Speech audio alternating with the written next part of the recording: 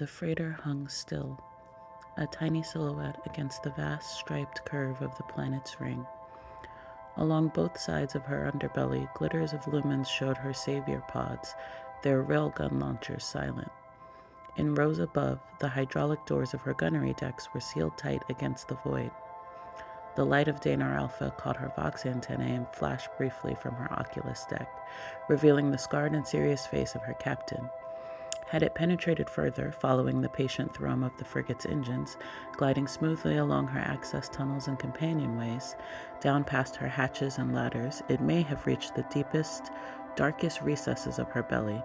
Not her fusion reactor, burning still as it blessed the great ship with life, not her chapel and its holy statues, but the dark bilge of her inner hull and the things that floated within.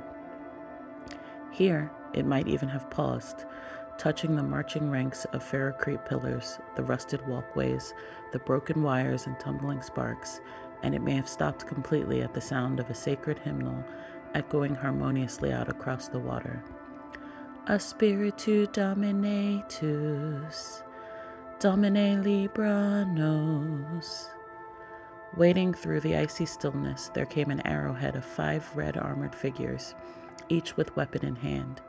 5 suit lights shone outwards, angled through the darkness, and at their head, a single auspex glimmered green.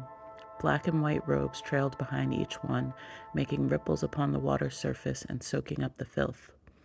It had been 25 solar years since the Scala, but still Sister Superior Augusta Santoris felt a fierce and holy joy at the advance of her squad, and at the purity of the sisters' battle hymn.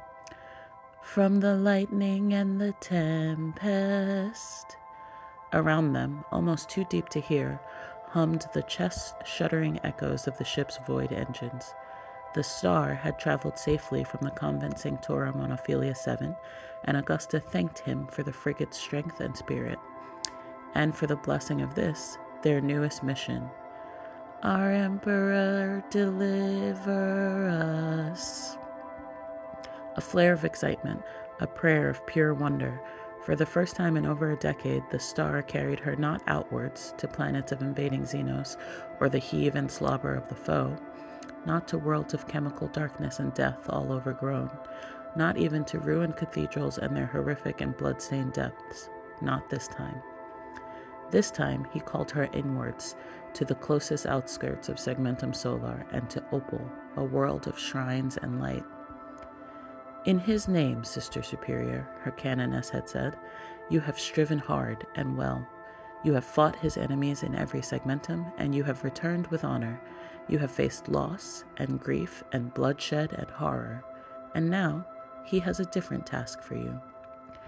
Elvarix Ianthe had a soul of pure courage and the austere restraint of the lifelong warrior, but, unless Augusta had imagined it, she had almost been smiling. A task, she had said, that will surely speak to your heart. The Star's engines rumbled as she shifted slightly, aligning herself with the planet's orbit and settling to her place. Soon, the sisters would disembark, attaining planetfall by mid-afternoon. Their mission was brief, and should conclude within the day. They would find few enemies here. No. Here they would find only him, and the skull of St. Varus, most blessed hero and martyr, he who had cast down the traitor ecclesiarch and saved his world of Opal. The skull dated to the age of apostasy itself, and, due to reports of rising unrest in the planet's capital, Augusta must retrieve it for safekeeping.